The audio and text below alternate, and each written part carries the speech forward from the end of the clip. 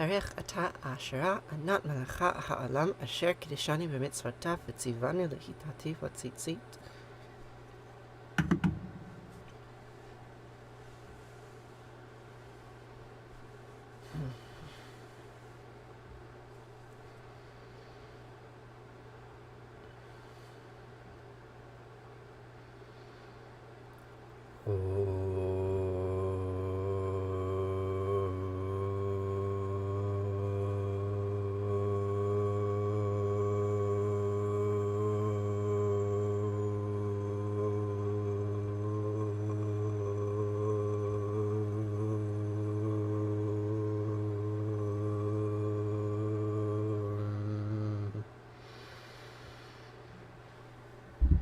Good morning, Ava Klein.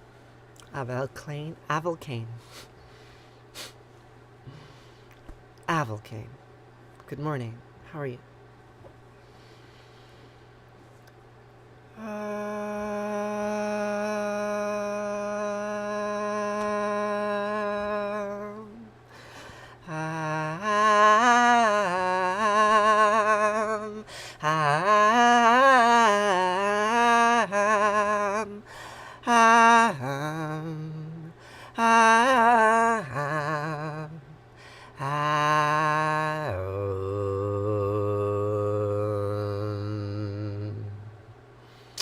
Yes, I am giving thanks that you are here, Hello Kitty. How are you? What brings you to this particular here? Not some other here?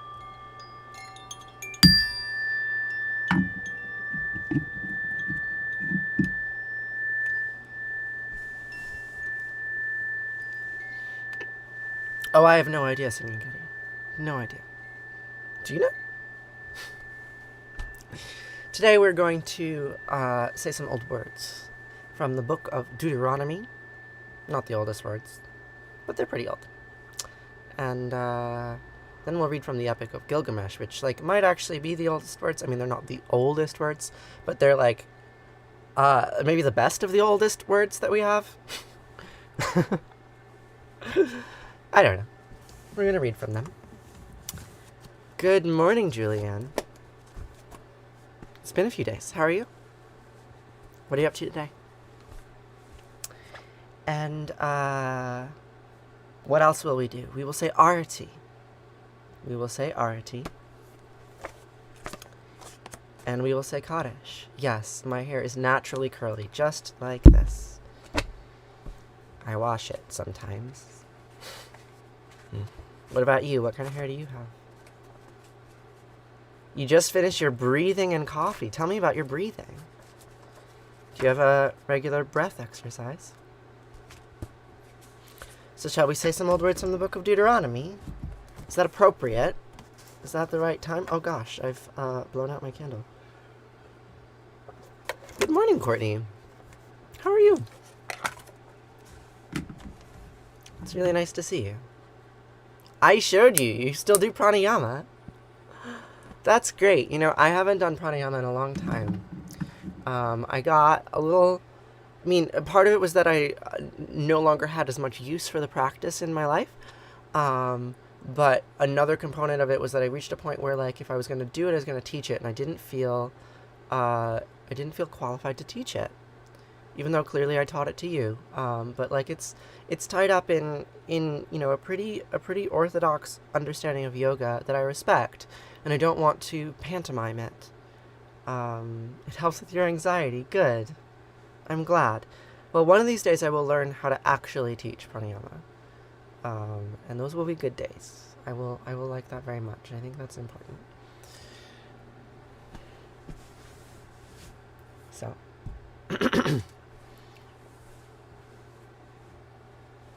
All our friends are here. It's true. I've been pretty good, Courtney. I've been a lot better than at some points that you were with me, right? This time last year, I was so sad. I was so sad this time last year, but I'm, much better than that now. Yeah, I'd like to take Shivananda teacher training sometime in the next, I guess, call it 24 months.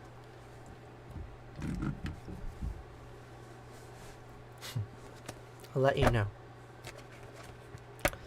So, good morning, Pamela. How are you?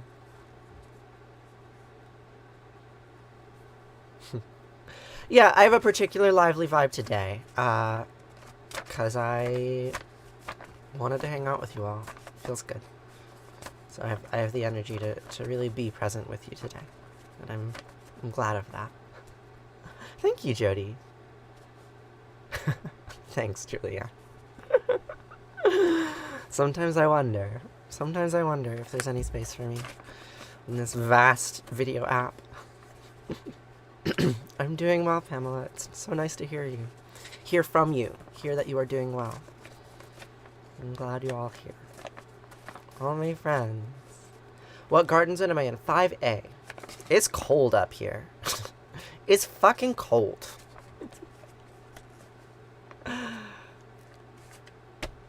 Yay! Courtney, remind me what you do for a living. Let's say the Shema. Let's say the Shema from the book of Deuteronomy and remind ourselves that all is one. The word Shema means listen. It sounds like this. Shema Yisrael Asher Eloheinu Yahweh Echad.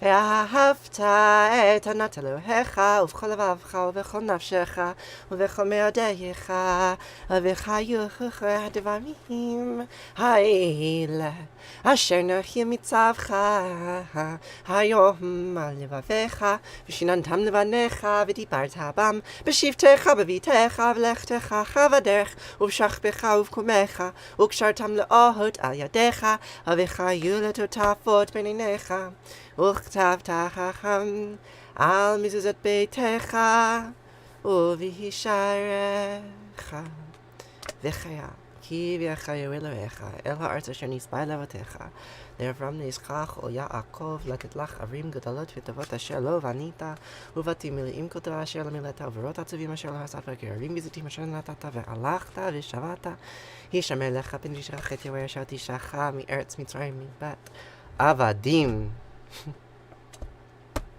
Restless to plant, gardens that you did not plant, vineyards and olive groves that you did not plant, and you eat your fill. I have these tomatoes here. I made a video about them. Can you see them? Yeah, there they are, behind Ashra. They've been sitting in my windowsill for months now, ever since I published that video, which is absurd.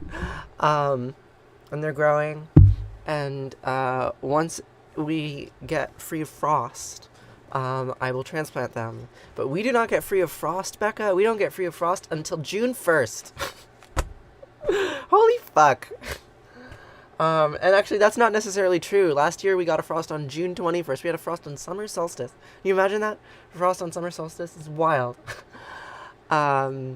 So, yeah, you can plant your tomatoes a little bit earlier than I can. Lucky you.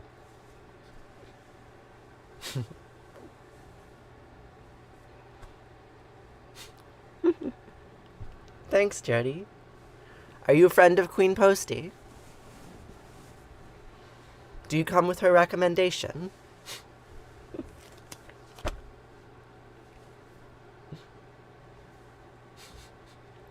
Oh, I have a giant greenhouse. I actually have 2.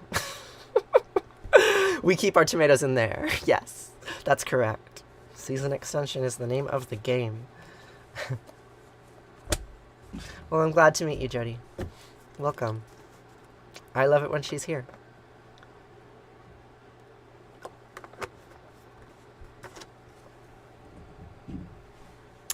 So, today we are going to continue on reading the Epic of Gilgamesh. So we last left off, Enkidu was on his way to Gilgamesh so that they could have the broiest of bromances. Like lovers, almost. Maybe. And, what's gonna happen next? A fight. They're gonna have a fight. Shamhat begins the process of civilizing Enkidu. She takes him to encampments of shepherds, where he learns how to eat, drink, dress, and groom himself to human standards. Whereas Gilgamesh keeps his subject awake at night with his roistering. What is it to roister? Gilgamesh keeps the subject awake at night with his roistering. Enkidu stays up all night to protect the flocks. Most of the tablet is known from older versions combined here with later ones. You remember seeing one of my season transition videos? The change looked beautiful. Yes, that might be the favorite video that I've ever made for TikTok. I love that film.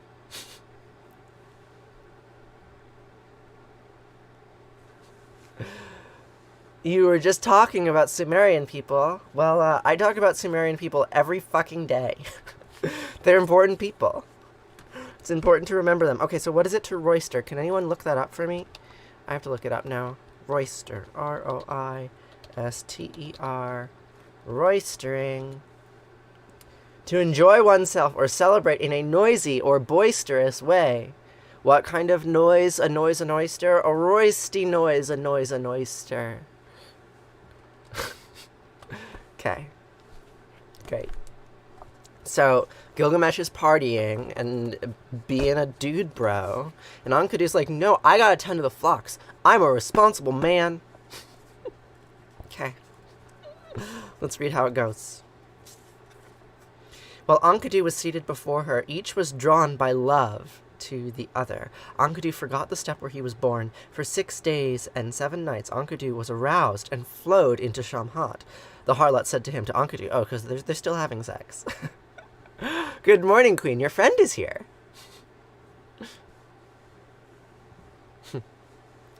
Good morning, Kimmy. How are you doing, Kimmy?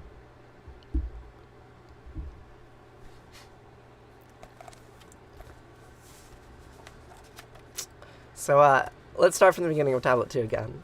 Kimmy, when was the last part of the Epic of Gilgamesh that you were present for? Were you present for Enkidu's dreams? Maybe. Maybe not. In any case, Enkidu is going with Shamhat to Gilgamesh so that they can have a bromance.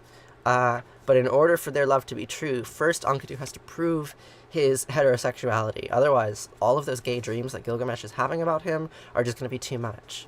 So, Tablet 2 starts with, while Enkidu was seated before her, each was drawn by love to the other. Enkidu forgot the step where he was born.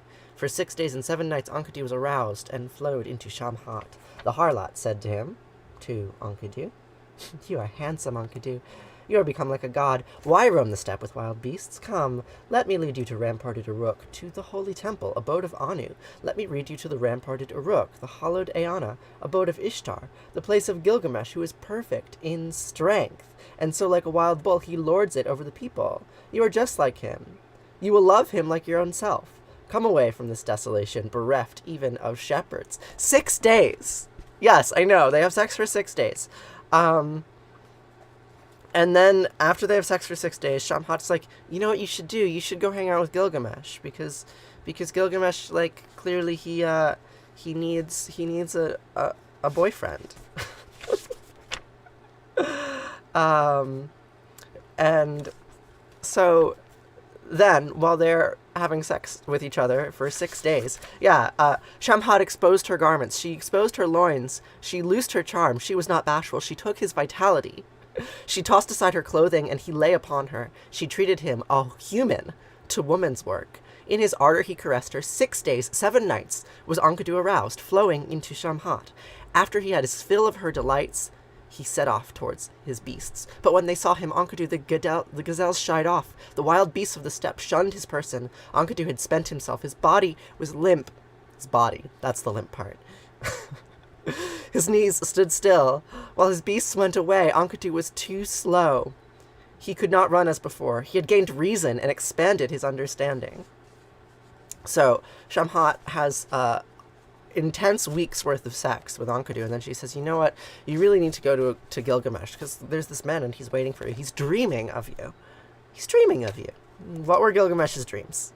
Well, they were gay. Gay-ass dreams. Are you ready? Gilgamesh went to relate the dreams of this manly man who has sex with Shamhat, Enkidu.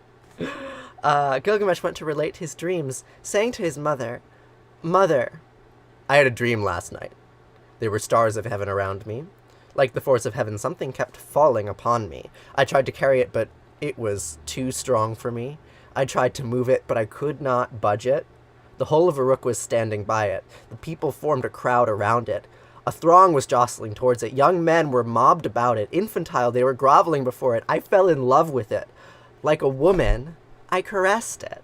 I carried it off and laid it down before you, and then you were making it my partner."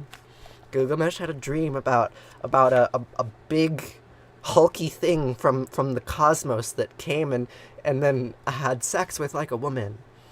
And then his mother made them partners. He was purportedly an ancient Sumerian king. Yes, purportedly. The mother of Gilgamesh, knowing and wise, who understands everything. Everything! She understands everything. She's a good mom. She said to her son, Ninsun, the wild cow, knowing and wise, who understands everything, said to Gilgamesh, "All right, let me explain this dream to you." Yes, his body was limp. So she says, "The stars of heaven around you, like the force of heaven, what kept falling upon you, you trying to move it but not being able to budge it, you're laying it down before me, then making it your partner, you're falling in love with it, you're caressing it like a woman, means that there will come to you a strong one, a companion who rescues a friend. He will be mighty in the land, strength will be his. Like the force of heaven, so mighty will be his strength. You will fall in love with him and caress him, like a woman. He will be mighty, and you rescue him, time and time again." Okay, so there's gonna be a bromance. Like, that's what she says. She's like, listen, this big strong man, you're gonna fall in love with him. So then Gilgamesh had a second dream. It was like the first. He arose and went before the goddess, his mother, Gilgamesh, and said to him, his mother, "Mother, I had a second dream. An axe was thrown down in the street of ramparted Uruk. They were crowding around it. The whole of Uruk was standing by it. The people formed a crowd around it. The throng was jostling towards it. I carried it off, and I laid it down before you." A giant axe, right? Like a big, big spear, you might say. "I carried it off and laid it down before you. I fell in love with it like a woman. I caressed it. And then you were making it my partner." And the mother of Gilgamesh, knowing and wise, who understands everything, said to her son, Ninsun, the wild cow, knowing and wise, who understands everything, said to Gilgamesh, "Listen, here's what the sex dream means. My son, the axe you saw is a man. You're loving it like a woman and caressing it, and me making it your partner, means that there will come to you a strong one." Oh! You had a dream about sex, and then you're going to find a partner. Okay, cool. "A companion who rescues a friend. He will be mighty in the land. Strength will be his. Like the strength of heaven, so mighty will be his strength. He will be very strong." That Enkidu. Gilgamesh is relieved, and he said to his mother, "Let this befall according to the command of the great counselor Enlil. I want a friend for my own counselor. For my own counselor, I do want a friend." He's just big, strong man, and he wants a friend. He's very lonely. He's the king, and nobody else can compensate. What do you mean we could rewrite this book? It's all right here. There's no need to rewrite it. It says it, every word. He just wants a friend because he's a lonely man. He's isolated in his ziggurat, right? And none of the other citizens can handle his rambunctiousness.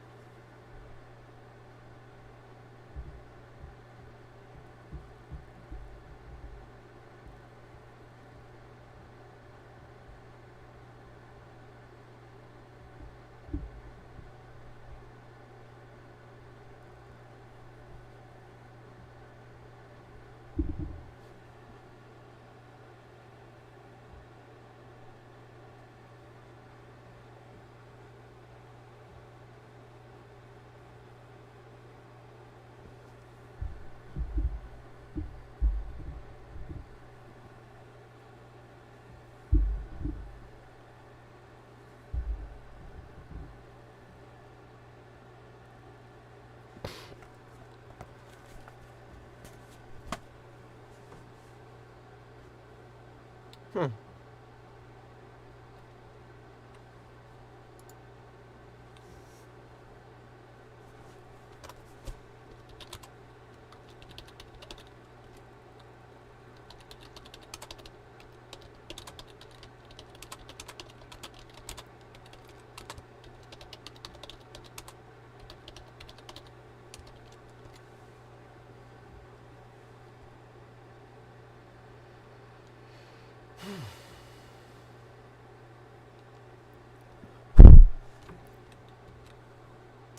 So I just got kicked off of TikTok for hateful behavior, so I'm gonna file a complaint